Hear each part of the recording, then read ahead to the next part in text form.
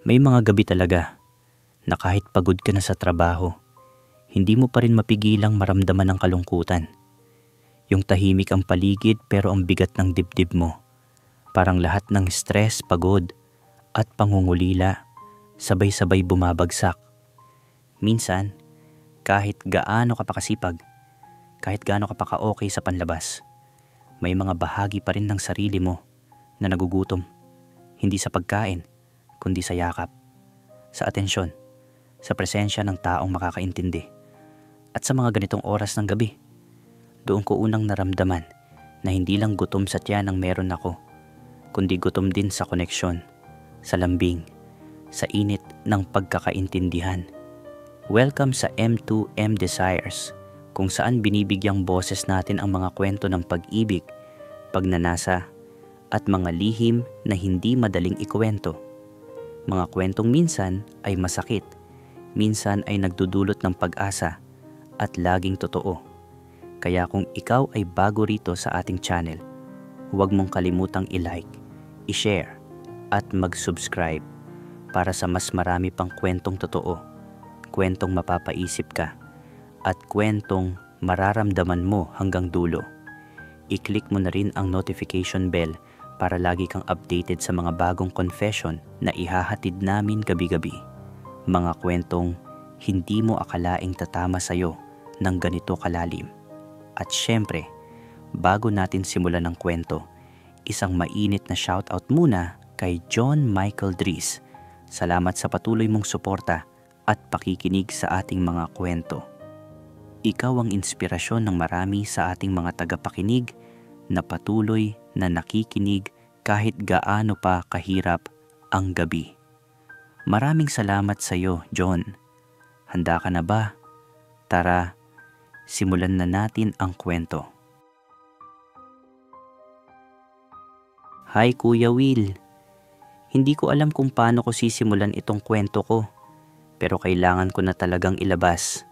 Sana maintindihan mo ako, at sana rin maramdaman ng mga makakarinig nito kung saan ako nanggagaling. Ako nga pala si Leo, 25 taong gulang, at nagtatrabaho sa isang call center dito sa Makati. Night shift ako, Kuya Will. Yung tipong pag-uwi mo, nagsisimula pa lang maglabasan ng mga tao papasok sa trabaho, habang ako naman, pauwi na para matulog. Baliktad ang takbo ng mundo ko. Paulit-ulit lang ang buhay ko noon. Gising ng hapon, trabaho buong gabi, uwi ng umaga, tulog hanggang hapon ulit. Walang kulay, walang saya. Para lang akong robot na paulit-ulit lang na gumagalaw, pero hindi talaga nabubuhay. Dahil sa dami ng calls at pressure sa trabaho, palagi akong pagod at stressed. Wala na akong oras para sa sarili at lalo na para sa mga kaibigan. Pakiramdam ko, umiikot na lang ang mundo ko sa headset at sa computer monitor. Parang wala nang ibang silbi kundi magtrabaho. Hanggang sa dumating ang isang gabing rest day ko, Kuya Will. Wala akong planong lumabas kaya nagdesisyon akong magpahinga lang sa kondo. Habang nanonood ako ng movie, bigla akong nag-crave ng pagkain. Yung tipong comfort food na pampagaan ng loob. Kaya nag-order na lang ako online. Ilang minuto lang ang lumipas, may kumatok sa pinto. Nagulat ako. Bihira kasing pinapapasok diretso ang riders. Pero sabi ng guard sa intercom, "Sir, si Jay po yung regular na nagdi-deliver sa inyo." Kaya pinayagan ko na rin. Pagbukas ko ng pinto, nandun na siya. May ngiti at pagod sa mukha pero may kung anong gaan sa presensya niya. Hindi ko alam kung bakit pero may kakaiba agad sa kanya. May ngiti siyang parang kahit gaano kabigat ang mundo, kaya niyang pagaanin. Grabe, lagi kong nakikita yung address mo sa app. Sabi niya habang inaabot yung order. Puro late night ka nag-o-order ah. Tumawa ako. Night shift kasi ako. Ikaw ba naman wala nang makain pag-uwi kundi instant noodles? Ay, same tayo. Sagot niya sabay tawa. Ako rin night shift. Delivery rider hanggang madaling araw. Mas gusto ko kasi yung ganitong oras. Tahimik ang kalsada, konti lang ang traffic. Nagkwentuhan kami sandali tungkol sa trabaho, sa puyatan, at sa mga pangarap sa buhay. At kahit unang beses lang naming magkita, may kakaibang koneksyon akong naramdaman. Hindi ko rin maiwasang mapansin kung paano siya tumitig. May lambing, pero may halong kapilyuhan sa mga mata niya. Pero seryoso, kung gusto mo ng kausap tuwing gabi, nandito lang ako, sabi niya, sabay ngiti na may bahid ng sabik.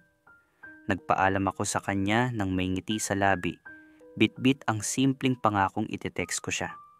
At sa gabing iyon, Kuya Will, sa pagitan ng katahimikan, pagod, at isang simpleng craving, may liwanag na biglang sumilip sa ordinaryong buhay ko.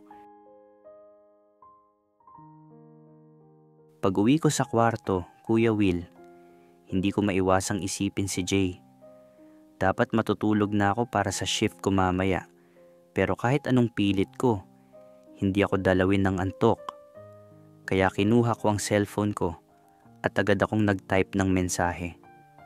Salamat sa gabing ito. Ang tagal din nating nag-usap ng ganito. Parang ayokong matapos. Hindi ko rin alam kung bakit ko ginawa yon. Siguro kasi may kung anong kakaiba sa kanya. Isang bagay na gusto ko pang kilalanin. Ilang minuto lang, nag-reply siya. Walang anuman. Masaya ako na may nakakaintindi sa ganitong lifestyle. Break ko pa, text kita ulit mamaya ha. Naks, Kuya Will, kinikilig talaga ako nun. Ang simple ng message pero iba yung tama. Para akong teenager ulit na tinext ng crush niya sa unang pagkakataon. Mula noon, naging parte na ng araw namin ang magpalitan ng mga mensahe. Ako, tuwing break sa trabaho, siya naman, kapag wala siyang delivery. Minsan, sabay pa kaming nag-uusap habang pareho kaming pauwi sa umaga. Pagod na ang katawan pero gising na gising ang puso. Hindi lang basta, kamusta ka o ingat ka ang mga usapan namin. May halong biro, kulitan, at minsan may bahid ng lambing. Habang tumatagal, mas nagiging malalim ang mga kwento namin. Ibinahagi na rin namin ang mga bagay na bihira naming sabihin sa iba, mga pangarap, mga takot at mga lihim na matagal naming itinago. Sinabi niya sa akin na pangarap niyang magtayo ng sarili niyang negosyo balang araw, pero takot siyang hindi niya kayanin. Ako naman, inamin ko rin ang mga takot ko, na baka hindi ako maging sapat sa trabaho, na baka wala talagang magmamahal sa akin, at na baka tumanda ako mag-isa. Hanggang sa isang madaling araw, habang break time ko sa opisina, nagsimula kaming magpadala ng mga mensaheng medyo mapangahas, mga biro na may halong lambing, mga salitang may bahid ng tukso. Hindi bastos, pero may kilig at kuryente sa bawat sagot niya. Para kaming may sariling lihim na mundo na tanging kami lang ang nakakaintindi. At doon ko napagtanto, Kuya Will, unti-unti nang nawawala ang pagod at lungkot sa gabi-gabi kong shift. Parang may bagong saya na nagbibigay liwanag sa dati kong monotonong buhay. Pero kasabay ng kilig na yon, may naramdaman din akong kakaibang tensyon. Hindi lang sa mga text namin, kundi sa tuwing nagkikita kami sa totoong buhay.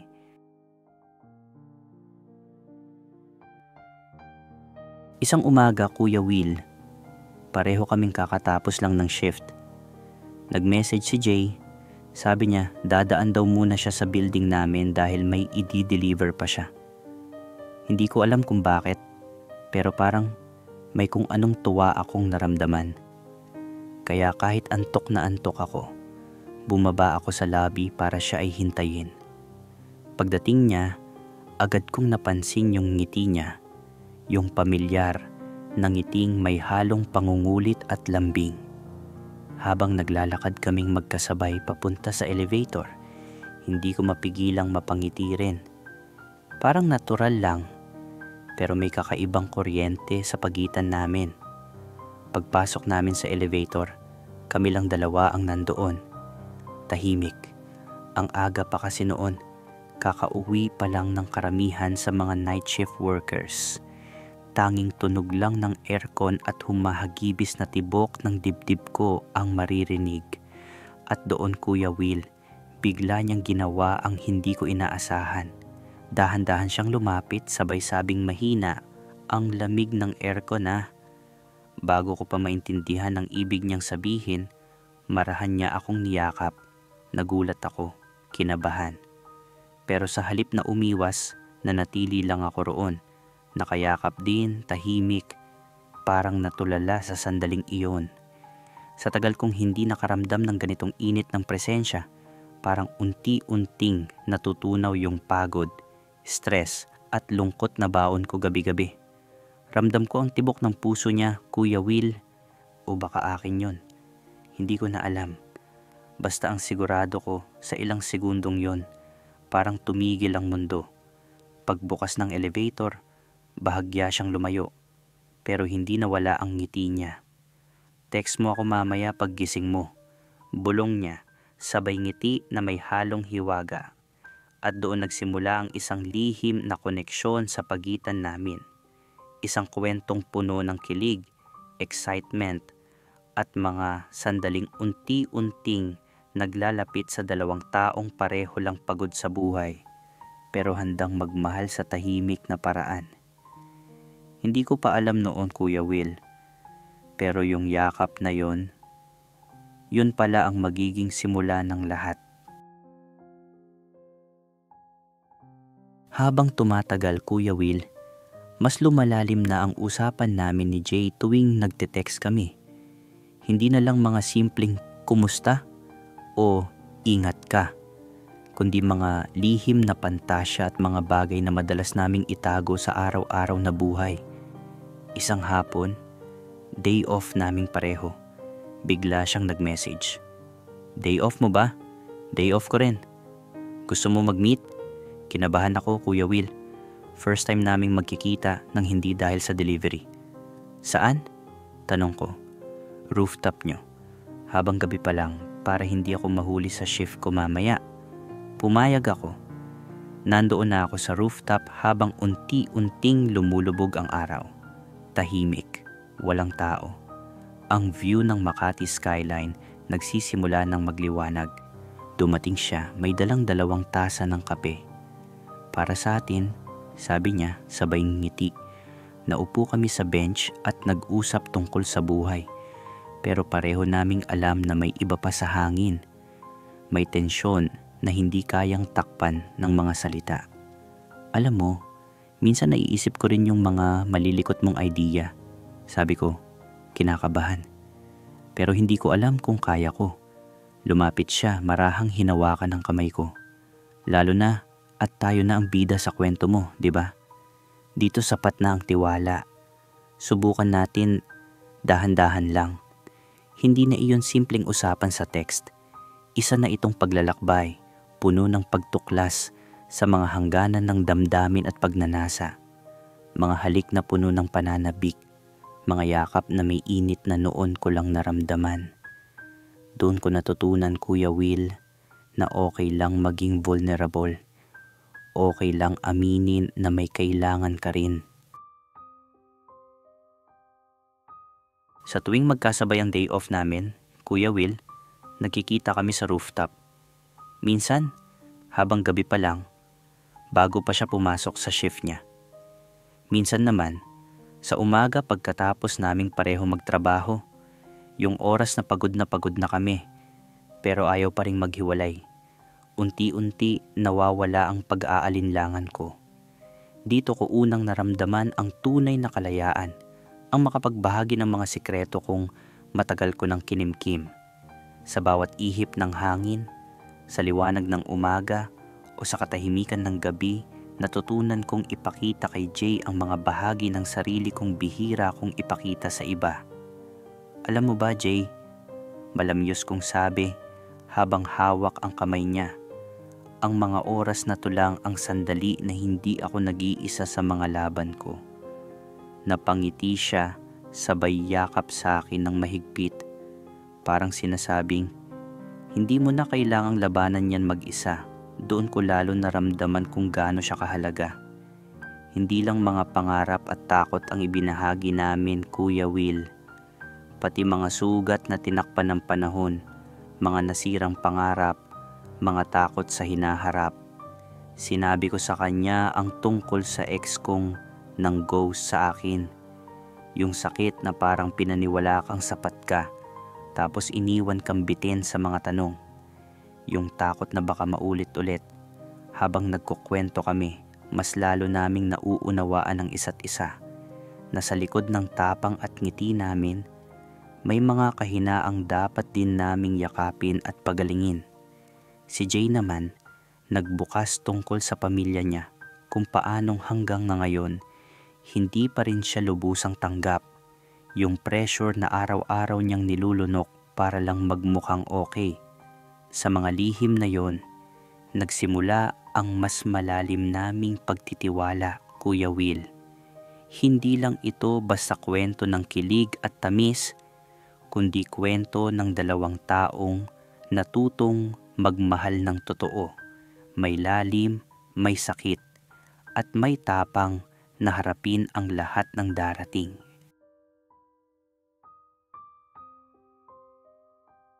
Sa kabila ng mga oras na puno ng lambing at pag-asa, Kuya Will, hindi ko maiwasang maramdaman ang pagdududa na unti-unting bumabalot sa isip ko. Lumalalim kasi ang nararamdaman ko para kay Jay, pero kasabay nito, dumarating din ang takot. Takot na baka mawala rin siya tulad ng mga nauna kong karanasan. Isang umaga, kakauwi lang namin pareho mula sa shift. Pagod na kami, pero gaya ng dati, ayaw pa rin naming maghiwalay. Umupo kami sa rooftop, tahimik, habang pinagmamasdan ko ang unti-unting pagliwanag ng langit sa Makati. Doon nagsimulang umikot ang mga tanong sa isip ko. Paano kung hindi totoo ang lahat? Paano kung naglalaro lang siya ng damdamin? Paano kung may ibang plano si Jay na hindi ko alam? Halos bawat araw off namin magkasama, umaga man o gabi. Ramdam ko ang init ng kamay niya, pero sa ilalim ng mga yakap at halik namin, tahimik ang mga pangamba ko. Nagtatanong ako sa sarili, handa ba akong iwan ang comfort zone ng pagiging lihim? Handa ba akong harapin ang mundo, ang mga chismis, ang panghuhusga, ang mga mata ng tao na hindi makakaintindi? Alam mo ba, Kuya Will, yung pakiramdam na masaya ka, pero takot ka rin? Parang gusto mong hawakan ng mahigpit, pero natatakot kang baka sa sobrang higpit, tuluyan itong mawala. Ganun ang nararamdaman ko noon. Si Jay, bagaman matatag sa panlabas, may mga takot din. Sabi niya, natatakot daw siyang masaktan ako kapag naging totoo kami sa nararamdaman namin. Pinipilit niyang maging matatag pero minsan ramdam kong pareho kaming umaasa sa mundong kami lang ang may alam. Yung mundong binuo namin sa pagitan ng mga oras ng pag-uusap at pagsasama. Habang patuloy ang pag-ikot ng mga araw, nagkakasalubong ang mga pangamba namin. Pero sa gitna ng lahat ng iyon, may isang bagay na nananatili, ang pagkakaintindihan namin. Isang pangakong kahit mahirap, andyan kami para sa isa't isa. Isang gabi, maliwanag ang mga bituin, Kuya Will. Day off namin pareho kinabukasan, kaya wala kaming iniintinding oras. Nagtagpo kami ni Jay sa rooftop, paborito naming lugar. Ang malamig na simoy ng hangin, tila sumasabay sa tibok ng mga puso namin. Ilang sandali kaming tahimik. Tanging mga ilaw ng lungsod at tunog ng hangin ang saksi sa pagitan naming dalawa.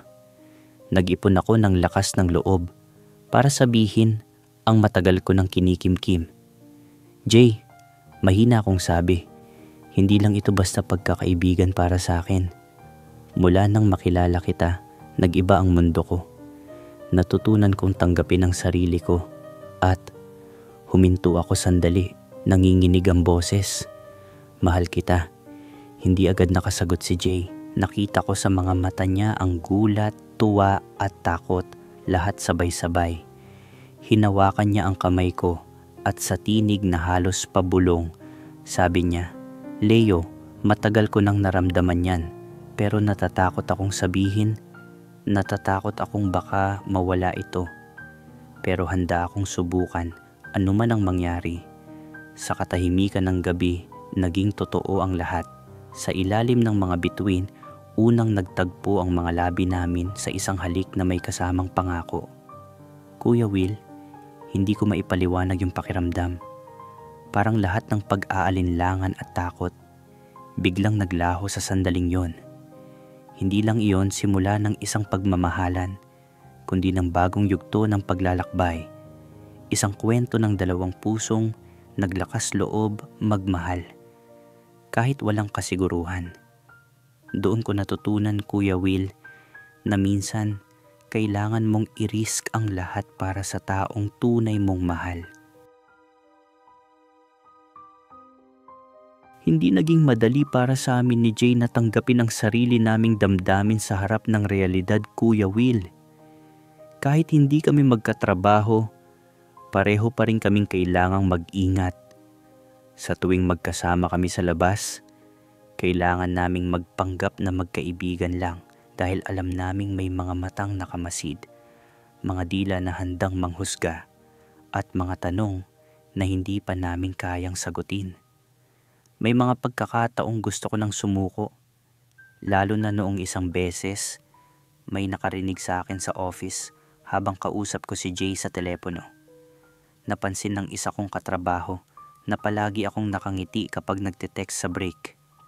"Uy, Leo, may bago ka raw. Sino yan?" Pakilala naman. Hindi ko alam kung paano ako sasagot, Kuya Will. Parang gusto kong lumubog sa hiya. Pero tuwing magkikita kami, umaga man pagkatapos ng shift o gabi bago pumasok sa trabaho, lahat ng takot at pag-aalala ay biglang nawawala. Sa bawat yakap at halik, nagiging totoo kami. Walang pagtatago, walang pag-aalinlangan. Minsan, nagkakaroon din kami ng tampuhan, mga hindi pagkakaintindihan na galing sa pagod o sa mga takot na biglang bumabalik. Pero sa huli, mas lalo naming nauunawaan na hindi kami nag-iisa sa laban. Isang umaga, late na kaming umuwi dahil nag-breakfast pa kami sa labas. Pagbalik namin sa rooftop, habang magkahawak ang kamay, naisip ko, kahit gaano kakomplikado ang buhay, ang pagmamahal namin ay parang tali na mahirap kalasin. Hindi agad malulutas, pero kayang ayusin ng dahan-dahan hanggang sa maging matatag. "Hindi tayo perpekto, Jay," malambing kong sabi. "Pero handa akong harapin lahat basta't kasama kita." Ngumiti siya. "Ako rin, Leo. Walang atrasan yung simpleng mga salitang, 'Yon, Kuya Will.' Iyon ang naging sandigan ko sa mga susunod pang araw." Habang lumalalim ang samahan namin, Kuya Will, dumating din ang mga pagsubok na hindi namin inaasahan. Minsan, may mga tsismis akong naririnig mula sa mga katrabaho ko. Mga tanong at panghuhusga tungkol sa kung sino raw ang madalas kong kausap, kung bakit palagi akong masaya. Doon ko naramdaman ang bigat ng mundo sa balikat ko. May mga araw na parang mas mabigat na ang pagod, hindi lang sa trabaho, kundi sa takot na baka may makaalam. Isang gabi, day off ko, pero may pasok pa si Jay. Nagkita kami sa rooftop bago siya pumasok. Hindi ko na napigilan ang luha ko, Kuya Will. Pagod na ako. Alam mo ba, minsan gusto na kitang isuko. Pag-amin ko, habang magkahawak kami ng kamay. Pero hindi ko magawa, kasi mahal na mahal kita. Tahimik lang siyang nakinig. Hindi rin madali kay Jay. Lalo na at hindi pa rin tanggap ng pamilya niya ang totoo. May mga gabi raw na pagkatapos ng biyahe, umiiyak siya bago umuwi. Sinasabi niyang nag-aaway sila sa bahay. "Bakit hindi ka na lang magka-girlfriend, Jay? Magkaapo na lang kami," sabi raw ng mga magulang niya. Walang nakakaintindi sa kanya. Pero kahit ganun, hindi siya bumitaw. Hindi tayo mag-iisa, Leo. Mahina niyang sabi habang pinupunasan ng luha ko. Salamat at nandito ka. Makakaya natin to, together.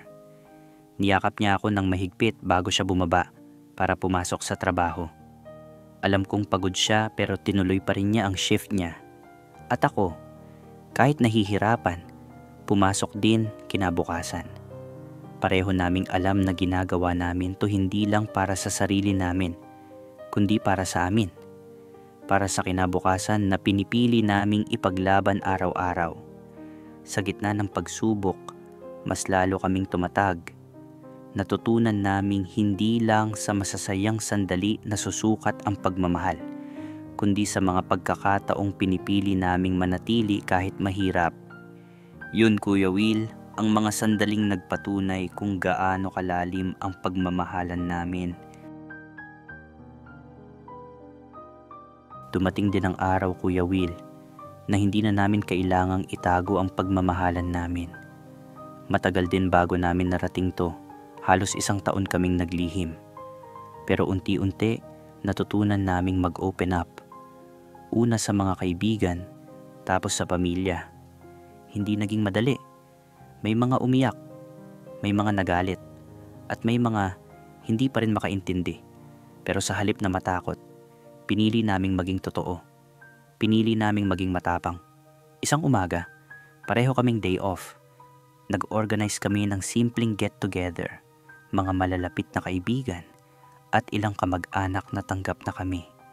Sa harap nila, magkahawak ang kamay namin, habang binibigkas ang mga salitang matagal naming tinago sa puso. Hindi lang tayo nagmahal sa dilim, Jay. Sabi ko, habang napapaluha sa saya. Tinapos natin ang bawat gabi at umagang puno ng takot hanggang sa marating natin tong liwanag na ito. Ngumiti siya, may kislap ng pag-ibig sa mga mata. At simula ngayon, sagot niya, sa liwanag man o dilim, sa umaga man o gabi, sabay nating haharapin ang mundo. Hinalikan niya ako sa noo. At sa sandaling iyon, Kuya Will, ramdam ko, nasa tamang lugar na ako. Ang mga ngiti namin ay parang bagong umaga. Isang bukang liwayway ng pagmamahalang hindi na kailangang itago o takasan. Sa bawat araw na lilipas, patuloy naming aayusin ang mga buhol ng puso namin, magtatayo ng mga pangarap at magmamahalan ng buong tapang. Ang gabing unang engkwentro namin ang naging simula ng isang kwento ng pag-ibig na totoo, matatag at walang hanggan. At sa bawat bituin sa langit at sa bawat sikat ng araw, pangako namin na habang buhay naming iingatan ang isa't isa. Kaya ito, Kuya Will, ito ang kwento ko. Kwento ng isang taong minsang naligaw sa dilim, pero nakatagpo ng liwanag sa taong hindi niya inaasahan. Sana, sa mga makikinig nito, maalala nila na okay lang magmahal ng totoo. Okay lang maging totoo sa sarili.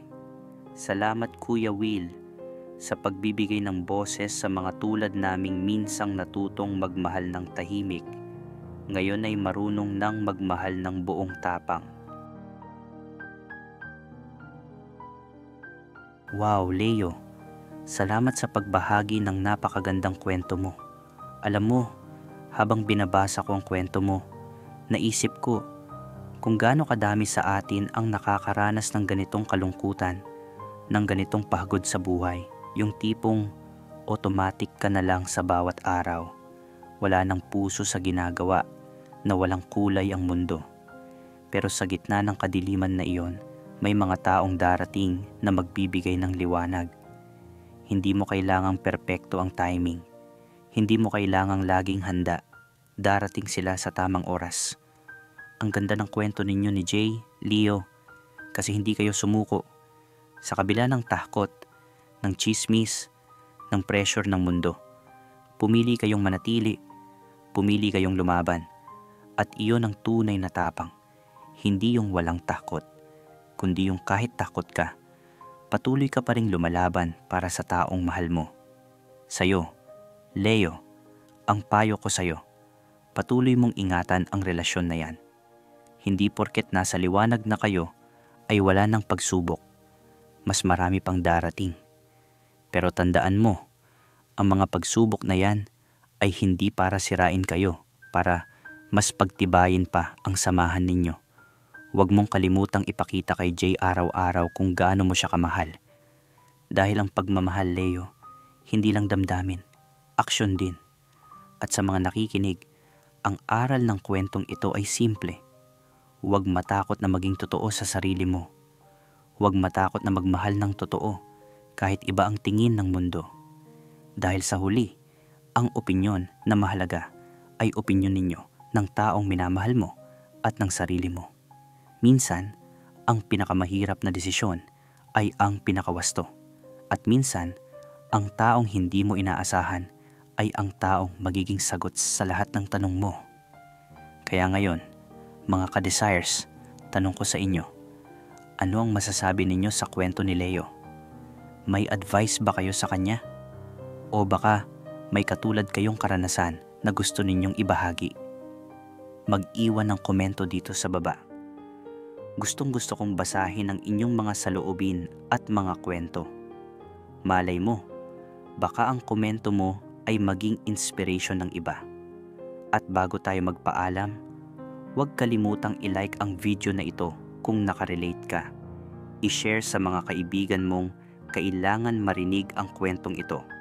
At mag-subscribe sa M2M Desires para sa mas maraming confession tungkol sa pag-ibig, pagnanasa, at mga lihim na kwentong tunay. I-click din ang notification bell para updated ka sa bawat bagong kwento na ihahatid namin gabi-gabi. Mga kwentong tatamaan ka, mga kwentong makakarelate ka, at mga kwentong magpapaalala sa iyo na hindi ka nag-iisa. Salamat sa pakikinig, mga kaibigan, hanggang sa muli. Ito si Kuya Will at ito ang M2M Desires, kung saan ang bawat kwento ay may puso, bawat lihim ay may boses. Magandang gabi at mag-ingat palagi.